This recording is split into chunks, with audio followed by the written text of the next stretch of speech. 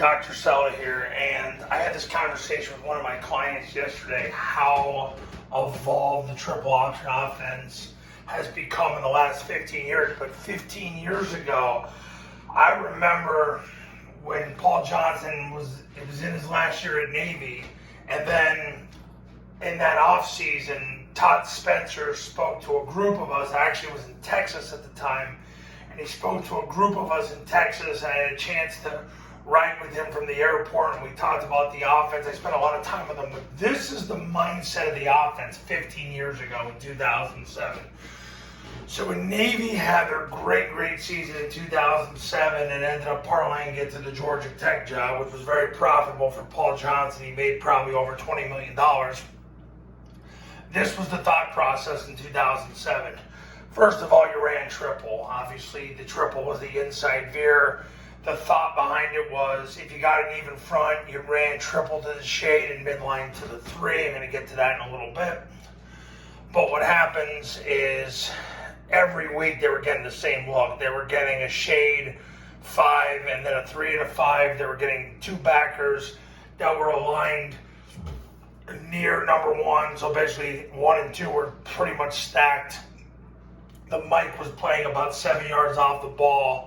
And then you had a 4 across secondary. That was pretty much what they were getting every single week. So the thought was we're going to run triple to the smallest technique and we're going to run midline to the 3 tech. But really, they ran triple. In 2007, they ran triple 27% of the time. So they'd run it, and you can see how it's run here. And basically, if they got yards on it, they kept running it. They'd run it to the same side or they'd run it to the other side. They kept running it to the smallest technique. If they got a 3 technique, they ran midline. Now, this is midline white. They read the 3. They fanned number 1. They had the guard veer inside. They had the A-back block the second play side backer. And basically that's what they did. They ran midline to the 3. Pretty simple. You probably heard this before. Why? Because this is what they were doing 15, 20 years ago. It's evolved a little bit since then. Then, zone dive back then, they ran it against a scrape. So what happened is they would run zone dive if the Mike started running over the top to take the quarterback to the pitch. They wouldn't block him, and they would have the center block whoever's in the A gap, the guard block who's ever in the B gap, the tackle block who's ever in the C gap. The tackle basically base number 1. The guard was base. If he was uncovered, he'd zone out. And the center would have to reach the shade. He'd base reach the shade. Now you look at that and go, well, how did he reach the shade? Well, they always did it. Scoop the back side. The A back would block the C gap, and that was it. Yeah. And then this became the problem. The tackle basing number 1 has been the problem. And I know in my life, that was always an issue running it, but you had to run it when the Mike scraped. He was a quarterback or pitch player. He had to deliberately run at the snap. So you would do that. So if you saw it, you pretty much never ran zone dive because teams would just let you hand the ball off and prove your manhood. Counter option was run if the will went from the backside to the play side. So basically what Paul Johnson would do is he would only run will to the shade side. So if the backer to the shade side, let's say you ran, it didn't really matter what you ran, but if he saw the backer, the will go from the backside to the play side, he knew he could run counter option. And this was always a challenging play to run because you had to get the guard to wrap number 1. You had to get some defensive cooperation. The quarterback would jump here. He had to keep his head back here so that number 2 didn't clean his clock. And then he went down the line, and it was a fast break against number 2. The good part about it was number 2 was generally out of position, and he couldn't make the tackle. But like I said, in high school, the problem was getting that block. And a lot of times it would turn into a kickoff, the quarterback would have to run. It became quarterback trap. So it was hard to run zone dive. It was hard to run counter option in high school. Obviously, Navy made it work. And then pretty much what ended up happening was you always tossed. The toss was designed to beat the blitz. The toss was basically designed to beat the blood stunt.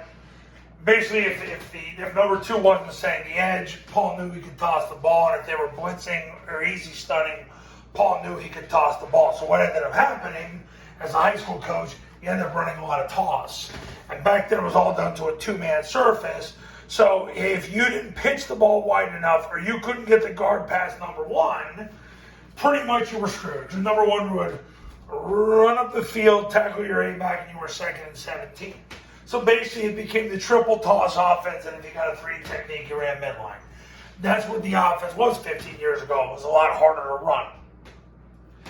Now, the beauty of it is with the modern day zone dive, you basically use that to set up your triple. And if number one comes up the field, who cares? You just keep running zone dive. And if that doesn't work, you have a player outside to load him and run crush and kick. It's beautiful.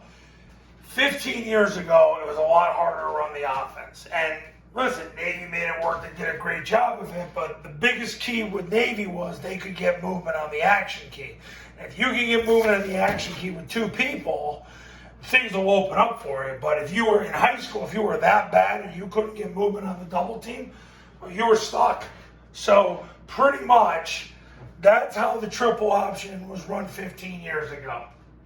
There's been so many evolutions since then, and thank the good Lord that there has been those type of evolutions. Coaches, you want to run Army, Navy, and Air Force's modern day offense, give me a call. I've been helping clients for the last 13 years. My number's on the thumbnail of this video, so is my website. The camps, I come right to your high school. We do a 3-day camp right at your high school. Camps are $29.97. They're $39.97 in Texas, the Mountain, and Pacific time zones. Give me a call. I hope you win a lot more games in 2022. Talk soon.